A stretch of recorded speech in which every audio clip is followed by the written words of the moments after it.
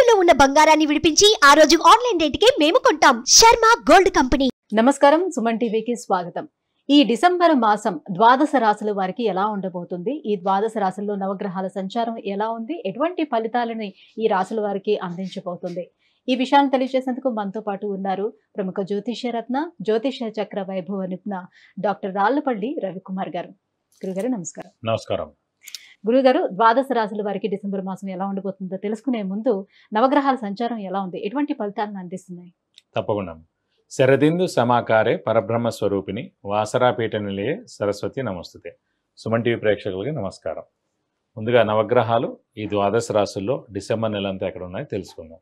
రవి వృశ్చిక రాశిలో ఉంటారు, అలాగే బుధుడు కూడా వృశ్చిక రాశిలో ఉంటారు, శుక్రుడు మనకి మకర రాశిలో ఉంటారు, గురువు వృషభ రాశిలో ఉంటారు, శని స్వస్థానమైన మనకి కుంభరాశిలో ఉంటారు, అలాగే రాహు మీన రాశిలో ఉంటారు, కేతు మనకి కన్యా రాశిలో ఉంటారు. ఇంకా ఆఖరిగా మనం కొంచెం ముఖ్యంగా ఇంపార్టెంట్ చెప్పుకోవాల్సింది ఏంటంటే కుజుడు. సాధారణంగా కుజుడు 45 డేస్కి ఒక రాశి నుంచి ఇంకో రాశికి మారుతారండి. అనుకోకుండా మనకి 20 అక్టోబర్ నుంచి కుజుడు నీచ స్థానంలో కర్కాటకలో ఉన్నాడు. అది వక్రగతి అని మళ్ళీ స్ట్రైట్ కానీ అన్నీ కలిపి ఓవరాల్గా మనకి జనవరి 20 తారీఖు దాకా కుజుడు నీచలోనే ఉంటాడనమాట. సో కాబట్టి మనం జాగ్రత్తగా ఉండాలి. సో కుజుడు అసలు దేనికి కారకుడు కూడా ఒకసారి తెలుసుకుందాం. కుజుడు మామూలుగా ఈ ఎలక్ట్రికల్ ఏమన్నా కూడా ఎలక్ట్రికల్ కానివ్వండి, షార్ట్ సర్క్యూట్ కానివ్వండి, ఈ ఫైర్ క్రాకర్స్ కానీ, ఫైర్ ఏదైనా అంటుకోవడం కానీ, అలాగే సెక్యూరిటీ ల్యాబ్స్ అవ్వడం కానీ, సెక్యూరిటీ పరంగా ఏదైనా జరగడం కానీ, అలాగే బాంబు దాడి పడడం కానివ్వండి, అలాగే మనకి వెహికల్ యాక్సిడెంట్స్, ముఖ్యంగా వెహికల్ యాక్సిడెంట్స్ చాలామందికి అవుతూ ఉంటాయి, అది కానివ్వండి. అలాగే పోలీసులు వాళ్ళు కూడా అనవసరంగా ఫైరింగ్ జరగడం, పోలీసులు కూడా కొంతమంది చనిపోవడం కానివ్వండి, అంటే వాళ్ళకి చాలా గాయాలు అవడం కానివ్వండి, ఇలా అన్నీ కూడా జరుగుతుంటాయి. అంటే కుజగ్రహం బాగలేకపోవడం వల్ల జరిగే మామూలుగా కుజుడు రాహుతో కలిసిన, కుజుడు నీచలో ఉన్న ఇవన్నీ జరుగుతాయండి. అలాంటి కుజుడే ప్రస్తుతం గోచారీత్యా మొత్తం ప్రపంచం అంతా కూడా కుజుడు మార్స్ అనేవాడు నీచ స్థానంలో ఉన్నాడు. మనకి జనవరి 2025 21వ తారీఖు దాకా నీచలో ఉంటాడు. కాబట్టి అప్పటిదాకా మనకి ఖచ్చితంగా ఇలా ఇవన్నీ ఈ ఫీల్డ్లో ఎవరైతే పనిచేస్తున్నారో సెక్యూరిటీ రిలేటెడ్ కానివ్వండి, అలాగే ఇండస్ట్రీస్లో వర్కర్స్ కానివ్వండి, ఫ్యాక్టరీస్లో వర్కర్స్ కానివ్వండి, అంటే వర్కర్సే కదా ఈ ఇంజిన్స్తో వాటి దగ్గరగా ఉంటారు. ఎక్కడైనా సరే ప్రొడక్షన్ జరిగే చోట వర్కర్స్కి ఇలాంటివన్నీ జరిగేందుకు అనవసరంగా వాళ్ళకి క్షతగాతులు అవడం కానీ, యాక్సిడెంట్స్ అవడం కానీ, నా కాలు చేయన ఇబ్బంది అవడం కానీ, ఇవన్నీ కూడా జరిగేందుకు అవకాశాలు అనమాట. కాబట్టి కుజుడు నీచలో మటుకు ఖచ్చితంగా మనకి జనవరి 2025 వరకు ఉంటుంది. కాబట్టి కర్కాటకంలో ఉన్నటువంటి ఈ కుజుడి ప్రభావం ఏ రాశుల మీద ఎక్కువగా ఉంటుంది? దాని ప్రభావం ఎక్కువగా మనకి కర్కాటక రాశి, మెయిన్గా సింహరాశి ప్లస్ మీన రాశి. ఎందుకంటే కర్కాటక రాశికి యోగకారకుడు అయ్యాడు, మనకి సింహరాశికి యోగకారకుడు అయ్యాడు, అలాగే మీన రాశికి యోగకారకుడు అయ్యాడు. కర్కాటక రాశి కంటే పంచమ దశమాధిపతి అయ్యాడు, సింహరాశి కంటే చతుర్థ భాగ్యాధిపతి అయ్యాడు, మీనానికంటే ద్వితీయ భాగ్యాధిపతి అయ్యాడు. కాబట్టి ఈ 3 రాశుల మటుకు జాగ్రత్తగా ఉండాలి. గురుగారు, కర్కాటక రాశి వారికి ఈ నవగ్రహాల స్థితిగతులు ఎలా ఉన్నాయి? డిసెంబర్ మాసం ఎటువంటి ఫలితాలను అందిస్తున్నాయి వీళ్ళకి? కర్కాటక రాశి అనగానే మనకి పునరోసు 4వ పాదం, పుష్యమి 1, 2, 3, 4 పాదాలు, ఆశ్లేష 1, 2, 3, 4 పాదాలు, ఈ నక్షత్రాల సమూహం అంతా మనకి కర్కాటక రాశిలోకి వస్తుంది. కర్కాటక రాశి వారి ప్రస్తుతం ఏంటంటే రాశ్యాధిపతి చంద్రుడు బాగానే ఉన్నాడు. సో ముఖ్యంగా దైవబలం, దైవానుగ్రహం సంబంధించిన గ్రహం అయిన గురువు చాలా బాగున్నాడు లాభస్థానంలో. అష్టమశని నడుస్తోంది. అష్టమశని నడుస్తున్నా కూడా ఇదివరకు కూడా మనం చెప్పుకున్నాం, అన్ని గ్రహాలకి శత్రువులు ఉన్నారు, కానీ చంద్రుడికి అంటే కర్కాటక రాశి అధిపతి చంద్రుడు అయ్యాడు కాబట్టి చంద్రుడికి అసలు ఎవరు శత్రువులు లేరు, వాడు అందరితో మిత్రత్వంగానే ఉంటారు. కాబట్టి అందుకే ఎక్కువగా కర్కాటక రాశి వారు సాఫ్ట్గా ఉంటారు, హెల్పింగ్ నేచర్ ఉంటుంది, జనాలకి సహాయ సహకారాలు చేస్తారు, అలాంటి పోస్టులో కూడా ఉంటారు వాళ్ళు. కాబట్టి వాడికి అసలు శత్రువులు ఎవరు ఉండరు. కాబట్టి వాళ్ళకి అష్టమశని నడుస్తున్న అంత ఇబ్బంది ఏం కలిగించదు. కాబట్టి ఇంకోటి ఏంటి, అదృష్టకారకుడు, యోగకారకుడు, లక్ ఫేవర్ చేసే గ్రహమైన కుజుడు అంటే పంచమ దశమాధిపతి అయిన కుజుడు మటుకు నీచ స్థానంలో ఉన్నాడు. ఈ కుజుడు నీచ స్థానంలో ఉండడం వల్ల ఏంటంటే డబ్బు ఖర్చు అవ్వడం, హెల్త్ ప్రాబ్లం అవ్వడం, మాట పడటం, అలా కాకుండా కుజుడు కాబట్టి యాక్సిడెంట్ అయ్యేందుకు అవకాశం ఉంది. మనకైనా జరగచ్చు, లేదంటే మన పేరు మీద ఉన్న వెహికల్కి ఎవరో ఫ్రెండ్ తీసుకెళ్లారు, ఆ వెహికల్ ఇక్కడికి వెళ్ళి వస్తాను, ఆ వెహికల్కి జరగచ్చు, మన పేరు మీద ఉంది కాబట్టి ఆ వెహికల్. కాబట్టి కొంచెం జాగ్రత్తగా ఉండాలి. డబ్బు ఖర్చు విపరీతంగా ఉంటుంది, మాట పడటం ఉంటుంది, అలాగే హెల్త్ ప్రాబ్లం ఉంటుంది, యాక్సిడెంట్ కూడా అయ్యేందుకు అవకాశం ఉంది. అంటే ఇది ఇంకా జనవరి 21వ తారీఖు 2025 వరకు ఈ కుజుడు నీచలో ఉన్నాడు. కాబట్టి ఇదేంటి అదృష్టకారకుడు. మెయిన్గా అదృష్టం అనేది లేదనుకోండి, ఆటోమేటిక్గా సో ప్రాబ్లం ఒక 2 నెలల పాటు జాగ్రత్తగా ఉండాలి. చాలా జాగ్రత్తగా ఉండాలి. కర్కాటక ముఖ్యంగా 3 రాసులు కర్కాటకం, సింహం, మీనం. సో కర్కాటక మటుకు ఖచ్చితంగా, ఎందుకంటే అష్టమ శని కూడా నడుస్తున్నాడు.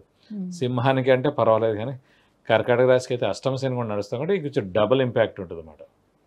కాబట్టి జాగ్రత్తగా ఉండడం ఉత్తమం. మీరు ప్రతి ఎపిసోడ్లోనే స్టోన్ గురించి ఒక్కొక్క స్టోన్ గురించి చెప్తున్నారు కదా, ఇప్పుడు ఏ స్టోన్ గురించి చెప్తారు? ఇప్పుడు మనం రాహు గురించి చెప్పుకుందాం అండి. రాహు అనగానే మనకి గోమేధిక ఉన్నాడు. సాధారణంగా రాహు ఏంటంటే చాలా ధైర్యంగా ఉండడం. చాలామంది వెహికల్ డ్రైవింగ్ చేస్తారు చూడండి, వాళ్ళు కుజుడు చాలా స్ట్రాంగ్గా ఉండడం, లేదంటే రాహు చాలా స్ట్రాంగ్గా ఉండడం అలా చేస్తారు.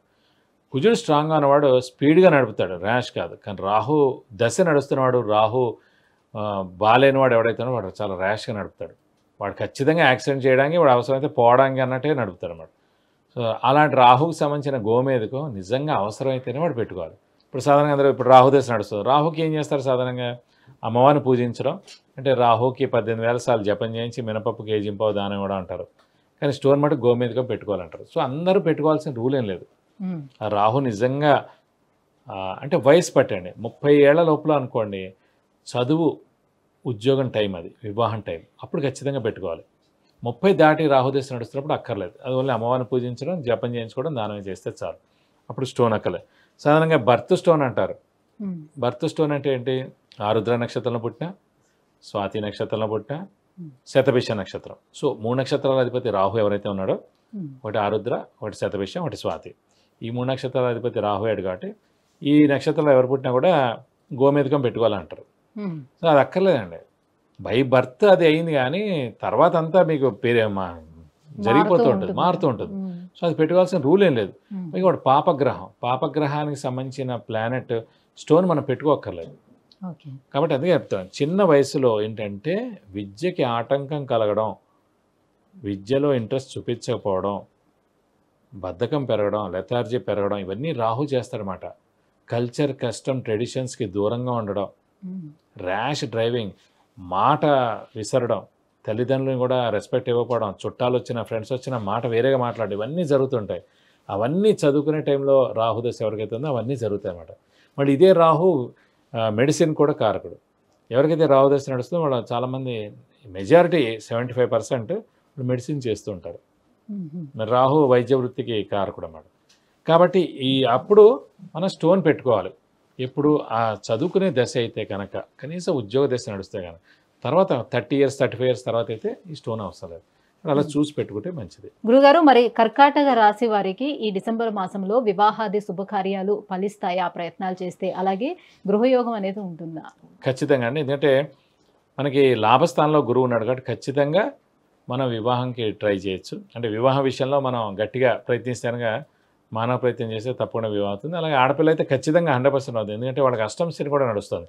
అష్టమ శని అంటేనే స్థానచలనం. స్థానచలనం అమ్మాయికి ఎప్పుడవుతుంది? వివాహంతో అత్తగారి ఇంటికి వెళ్ళడం ద్వారా అవుతుంది. కాబట్టి ఆడపిల్లలు ఎవరైనా ఉన్నా, అలాగే మగవాళ్ళు ఎవరైనా కూడా గట్టిగా వాళ్ళు మానవ ప్రయత్నం చేస్తాను ఖచ్చితంగా వివాహానికి అవకాశం ఉంది. ఇంకోటి ఏం అడిగారు? గృహయోగం. గృహయోగం. గృహయోగం అనేది ఏంటంటే ప్రస్తుతం 50-50 అండి. అంటే లాభస్థానంలో గురువు ఉన్నాడు, అంటే జాతకంలో కూడా మంచి శుభ మహర్దశలు కానీ అంతర్దశలు కానీ నడవాలి. అంటే చంద్ర కానీ, బుధ కానీ, గురువు కానీ, శుక్రుడు కానీ మహర్దశలు కానీ అంతర్దశలు కానీ నడిస్తే అప్పుడు వాళ్ళకి గృహయోగం ఉండేందుకు అవకాశం. అందరికీ ఉండాలని రూల్ ఏం లేదు. కాబట్టి 50-50 ఛాన్స్ గృహయోగానికి ఉందండి.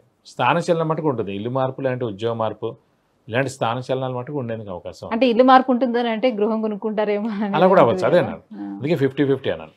మామూలుగా అయితే ఇల్లు మారుతారు, లేదు ఇల్లు మారుతూనే కొత్త ఇంటి కూడా వెళ్ళొచ్చు, అందుకే 50-50 అన్నాను. ఇల్లు మారడం మటుకు ఖాయం. ఆ సొంత ఇల్లు లేకపోతే అద్దె ఇల్లు అనేది చెప్పడం కష్టం అని అన్న, కానీ 50-50 వాళ్ళ జాతకం చూస్తే, వాళ్ళ జాతకం ఇండివిజువల్ జాతకం ఎలా ఉందనేది తెలియాలన్నమాట. అలా ఓవరాల్ గా పరిశీలిస్తే వీళ్ళ ఆరోగ్య పరిస్థితి ఎలా ఉంటుంది? ఆరోగ్య పరిస్థితి మటుకు మిశ్రమంగా ఉంది. ఎందుకంటే అష్టమ శని ఎఫెక్ట్ ఉంది, ప్లస్ చెప్పగానే రాశిలోనే కుజుడు నీచలో ఉన్నాడు కదా, కుజుడు ఆరోగ్య కారకుడు కూడా, శని అటు ఆరోగ్య కారకుడు. ఇద్దరు, ఒకళ్ళు అష్టమ శనిలో ఉన్నాడు, ఒకళ్ళేమో నీచలో ఉన్నారు. అంటే ఆరోగ్య విషయం మటు కొంచెం ఈ 2 నెలలకు జాగ్రత్తగా ఉంటే ఉత్తమం. గురుగారు, మరి ఎటువంటి పరిహారాలను పాటించుకుంటే ఇంకా బాగుంటుంది? ప్రస్తుతం మటుకు శనిని పక్క పెట్టి, ఎందుకంటే శని స్వస్థానంలో ఉన్నాడు కాబట్టి అంత నష్టం చేయకూర్చడు, ప్లస్ లాస్ట్కి వచ్చేసింది కాబట్టి అంత నష్టం ఏం చేయడం, ఎందుకంటే ఏప్రిల్తో వెళ్ళిపోతుంది నష్టం శని. కర్కాటక రాశికి చంద్రుడు అధిపతి కాబట్టి చంద్రుడికి ఎవరు శత్రులు లేరు కాబట్టి అలా కూడా దోషం లేదు. కానీ కుజుడు నీచత్వం మటు ఖచ్చితంగా ఉంటుందండి. కాబట్టి మెయిన్గా ప్రతి మంగళవారం, ప్రస్తుతం 2 నెలల మటు ప్రతి మంగళవారం ఉపవాసం ఉంటే చాలా మంచిది. అలాగే సుబ్రహ్మణ్య స్వామి అష్టోత్తరం రోజు చదువుకుంటే మంచిది. అలాగే స్కందగిరి టెంపుల్లో ఇక్కడ పద్మారావు నగర్లో హోమం మరియు అభిషేకం సుబ్రహ్మణ్య స్వామికి ఒకసారి చేయిస్తే చాలా మంచిది. ఇంకా మనకి ఏదో బాగా ఇదిగా ఉంది అనిపిస్తే మటుకు ఖచ్చితంగా కుజుడికి 7,000 సార్లు జపం చేయించి కందిపప్పు కేజింపావు, ఒక రెడ్ లుంగి, 1000 రూపాయల వర్త్ గోల్డ్ ఐటమ్ దానం ఇస్తాను, దోషం మొత్తం తొలగిపోతుంది. విద్య, ఉద్యోగం, వివాహం, ఆరోగ్యం, ఐశ్వర్యం, వాహనం, విదేశీయానం వీటన్నిటి గురించి తెలుసుకోవాలంటే కింద స్క్రోల్ అవుతున్నటువంటి నెంబర్కి కాల్ చేసి గురుగారి అపాయింట్మెంట్ పొందవచ్చు. గురుగారు, కర్కాటక రాశి వారికి డిసెంబర్ మాసం ఎలా ఉండబోతుందన్న విషయాన్ని తెలియజేసినందుకు ధన్యవాదాలండి. నమస్కారం.